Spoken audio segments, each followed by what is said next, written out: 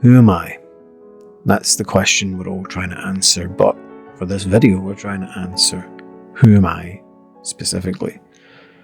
I've been practicing meditation for ages, on and off for pretty much most of my adult life. I've loved every second of learning meditation, and finally becoming this person I've been aiming to be for quite some time has been difficult. I can't lie about that. But one of the more amazing things about this journey is that I don't really feel I've wasted any time. And some may counter that, but I feel like every moment and every job I've ever had, every low-level position I've ever held, from telemarketing to burger flipping to all sorts of different stuff, I feel that stuff has brought me to this point where I can finally see what I want in life and who I am, and I need to pass that on. I need to pass this information on. Ultimately, I feel useful meditation is a force for good and should be a force for good. And I don't think it can really be a force for evil unless the people who are using it somehow twist it into something it isn't. But who am I? Well, it really starts off very early for me in terms of my interest in altered states of consciousness. When I was young, I had a very high fever for a summer, more or less. It was roughly when the Power Rangers came out, because I watched it on my couch, completely absorbed in it. Like, there's a lot of similarities between altered states of consciousness and illness, or the effects of illness on the consciousness. I always wondered what it would be like to be able to alter my consciousness at will, and that started during this time. I wasn't on the couch though, I was on my bed, I was just lying in my bed, staring at the walls, and this one part of the wall suddenly grew larger. The single point I was fixated on just grew larger, much like the wave of an asteroid hitting an ocean. The circle of impact spreads out very quickly and very powerfully. That's what this was like, and I could see more and more layers of reality as it grew. And I'm just a child, and I'm only ill, so I'm sort of delirious, So that blew me away, this moment, this part of my life. And I was always wondering how I would get back there, because with this visual came this feeling of profound oneness. And I kind of started looking for that oneness in a lot of different places, and I didn't find it again for a very long time. So as I became a teenager and got into music, I found the Beatles, and obviously their interest in Maharishi Mahesh Yogi and his teachings for a while, for probably about a year or two, I think, before they became disillusioned with them quite rapidly. So in the Beatles, not only did I find amazing music, I found a doorway to another world. Hopefully a doorway back to the world I'd just experienced. And I started looking, and found Zen meditation, Zen poetry, started writing haikus. I didn't even know what haikus were. I just knew that there was a set syllabic rhythm that seemed to be how you constructed the poem.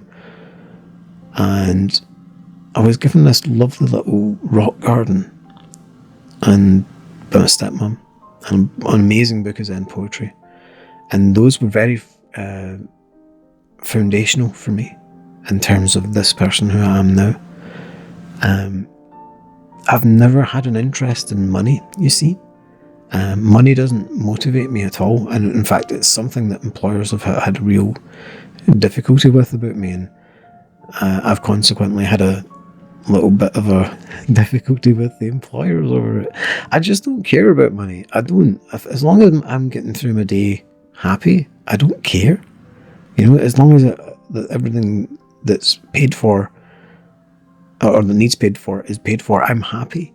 I don't feel the need to have more money than I need or I would like to get through the day. I'm more about, if you tell me this is going to make me happy, or it used to be, this is going to make me happy, that would generally prick my ears up. But I don't know, I just felt that money was never really the thing for me. That's why I'm taking so little over this, because I just don't think it's necessary.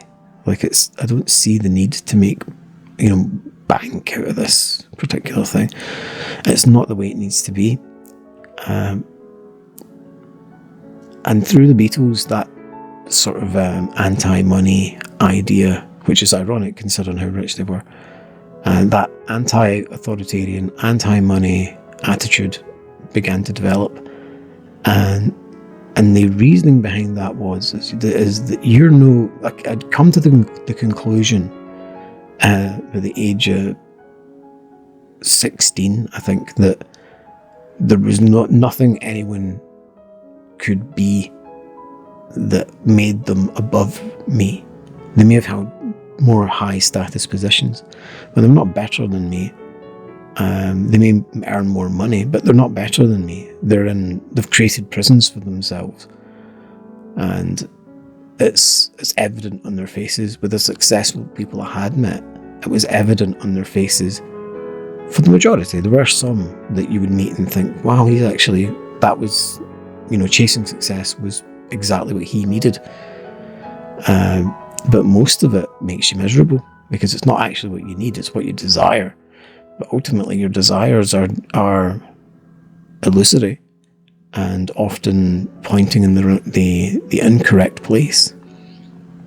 So this distrust of money led me to not be really interested in taking a job through university, getting a major degree.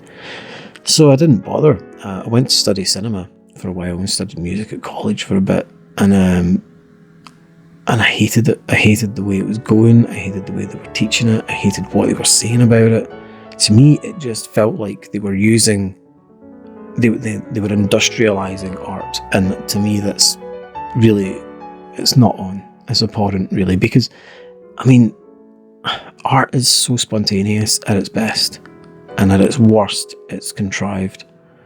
And to me, that was it. Like the idea that we were into studying cinema because we wanted to industrialize the techniques of cinema in order to create much better advertising.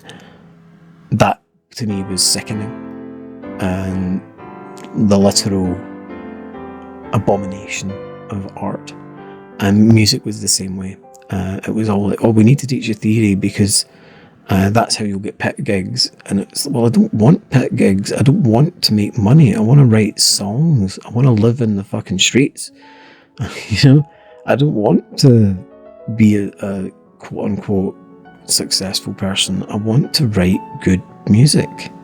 Even if nobody ever hears it, I'd rather die like Kafka, penniless but an artist, a real artist, than been in Oasis. And that's not to disparage Oasis, it's just the first successful band that came to mind. And I very quickly went from job to job, different positions, from fast food to what was after fast food? Probably TSC. Oh no, it was after fast food was bloody hell, yeah. I went straight to the civil service, and there I was actually happy. And it wasn't because of the money. It was because it was changing people's lives, and I was helping them out as best I could within the framework I was allowed to help them in. So I got really into that, and I loved it. I messed up this interview afterwards. I slept in, and I was awoken by an irate line manager telling me, "You've missed this interview, and you're never going to get a job now with the DWP because you've missed this one interview." I was like, "Well, I don't need a DWP then." Sod them, and immediately went into unemployment again and started playing World of Warcraft deeply. Got real deep into that. And then my partner at the time, she was deeply invested in me becoming successful because it would impress her mum and dad, and then that meant we could have stayed together and things like that. But she really wanted me to do everything, and the only job I ever actually applied for was the Amex. I went into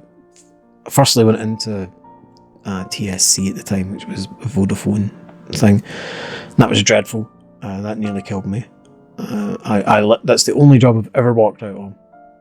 I just, in the middle of a call, I just thought, I don't need to listen to this person who's irate about not having 10 pence gifted to her on her phone because her boyfriend's just out of jail.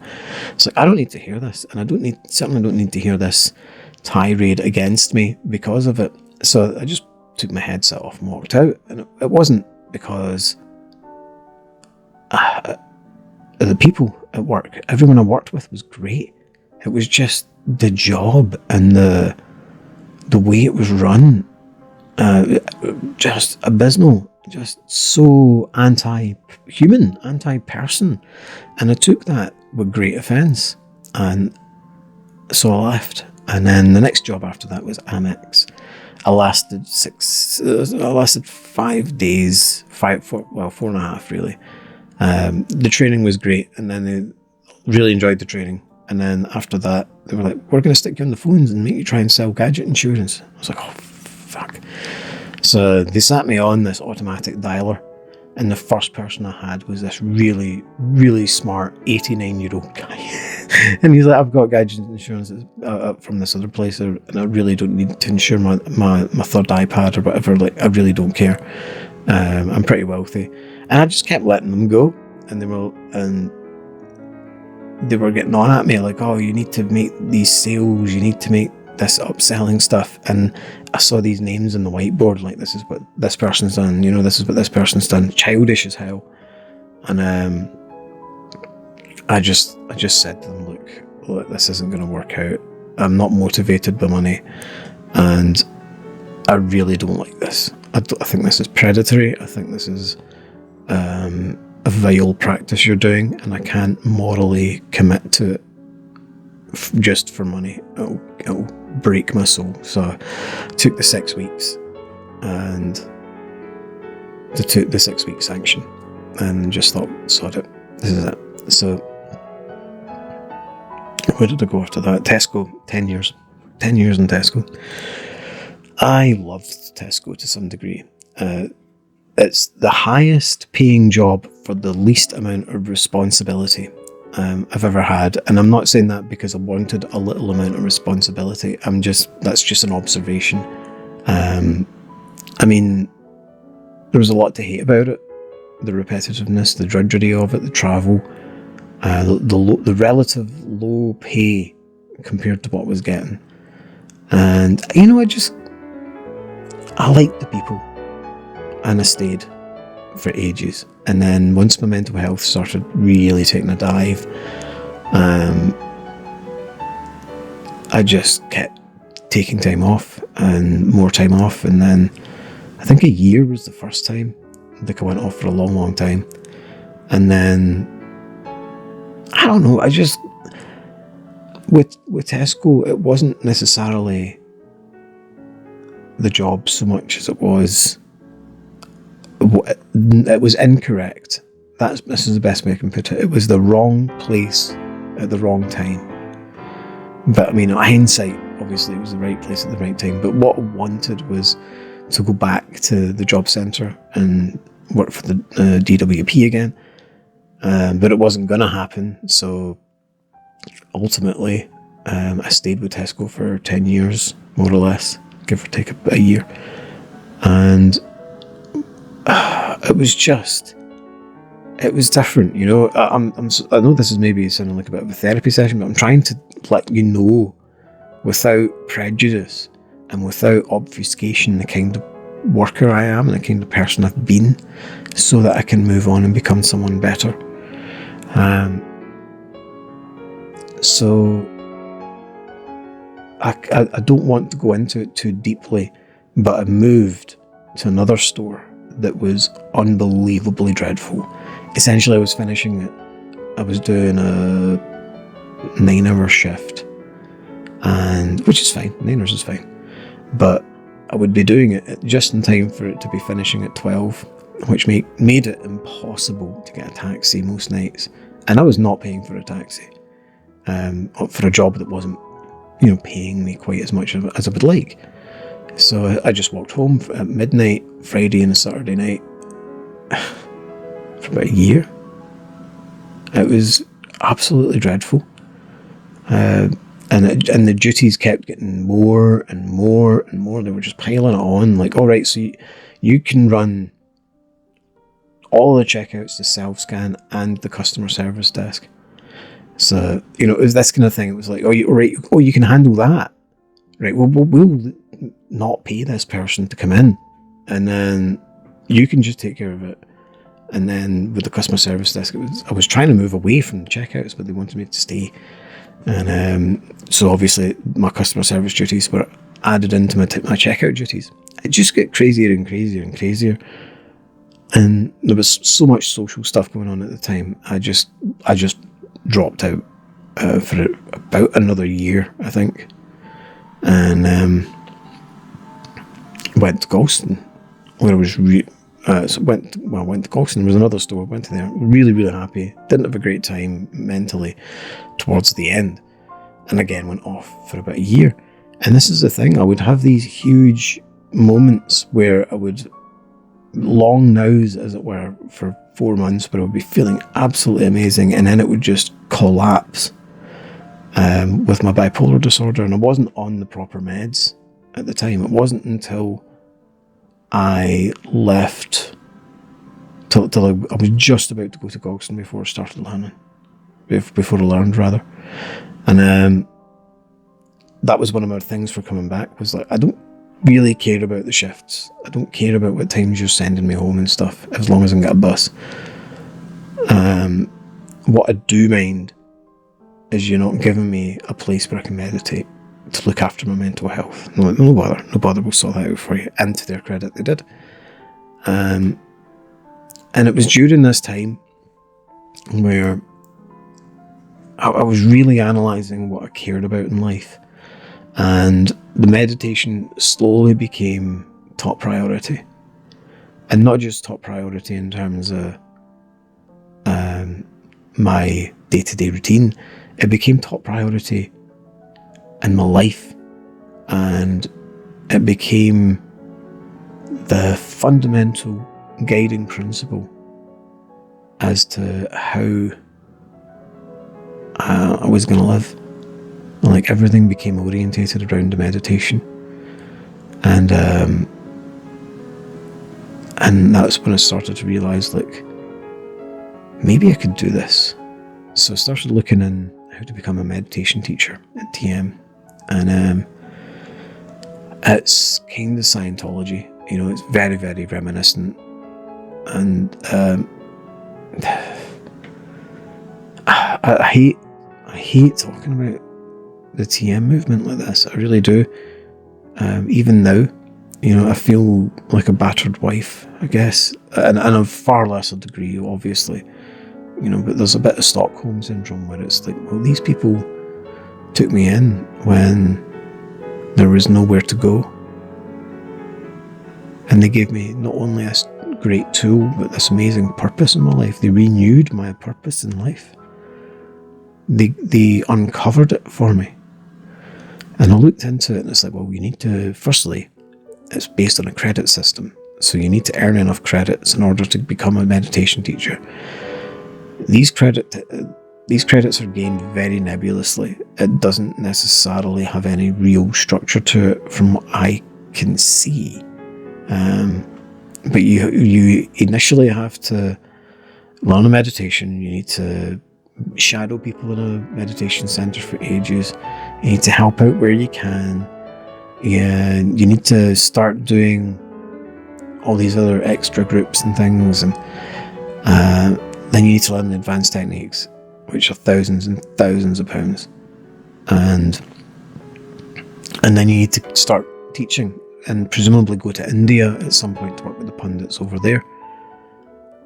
And while it sounded like a cool adventure, it just seemed to be about exclusivity, wringing cash out of the person who's trying to become a teacher before they can become a teacher, because they want to make sure that you are absolutely 100% completely and utterly entrenched. You're not going anywhere. And it was then I started watching more footage of people who had left the organisation and what they were saying, and all of it sounded like Scientology, more and more and more. And I'm sure a lot of the people I know would take offence to that, but that's what it sounded like. I'm not saying that's what it is, I'm saying that that's what it sounded like. So I got disillusioned rather rapidly, and decided that the best thing for me to do would be to find one of these other organisations that have sprung up around TM, who are not officially TM, but do teach the exact same thing in the exact same way for much cheaper. And I thought, well, I could actually be a benefit to those people. But the nearest one is in Brighton, and I'm not moving to Brighton. I like Scotland. I like the cold. I like the rain. I like the grey, dreary misery. I do. I like the thing I like about Scotland is the good mood in the face of adversity. You know, it's difficult to keep a good mood in Scotland throughout the winter because you've no sun. And I think that's part of the charm of the place. You know, it's if you can be cheery in Scotland, you'll be perfectly happy anywhere else in the world. And so I just decided that the best thing for me to do would be to learn how to do it, to learn how to become a teacher on my own, to fix the problems I see as being wrong in technique. And that's another thing, like I wouldn't be able to do that if I was in the organisation. So leaving has made it better. And if leaving instantly makes your practice better, there's a problem with the organisation, a huge problem. But but a bigger issue is that they're all Stockholm syndrome. They don't know what to do.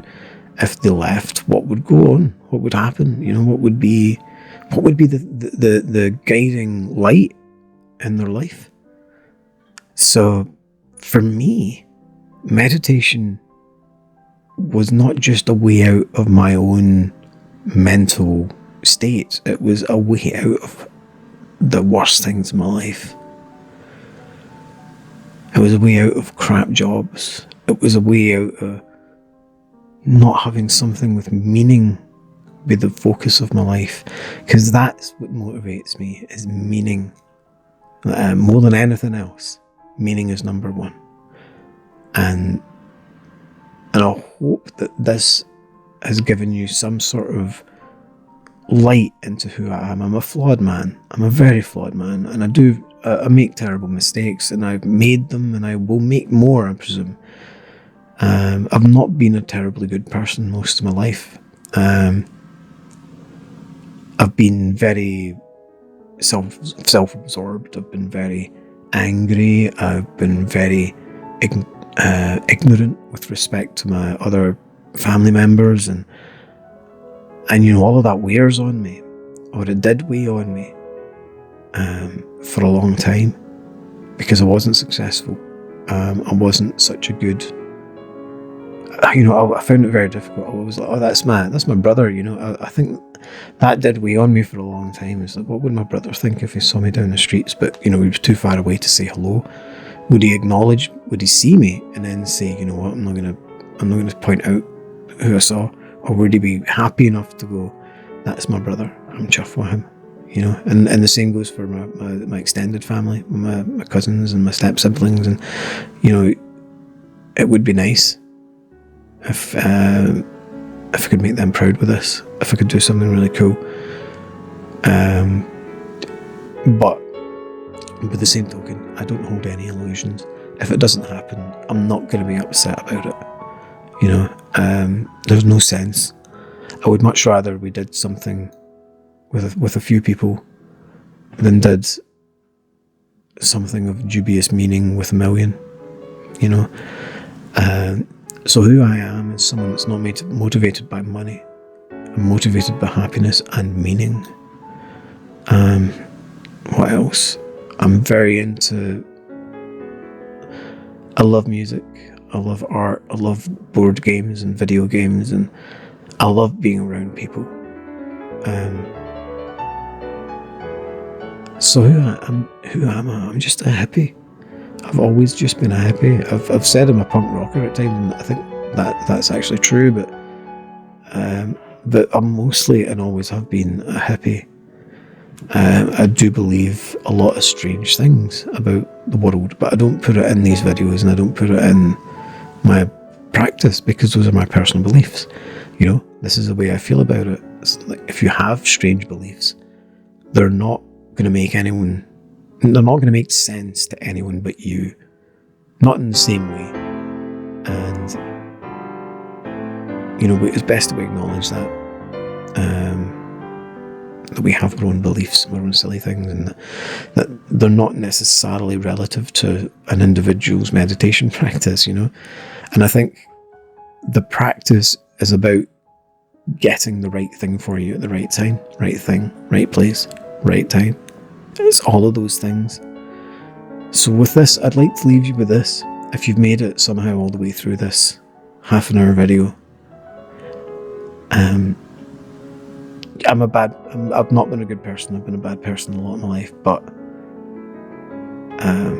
I would request a new dawn, and hope that if you're in the same place, you find the courage to request a dawn of your own. And I wish all of you nothing but the most successful, prosperous, and happy days.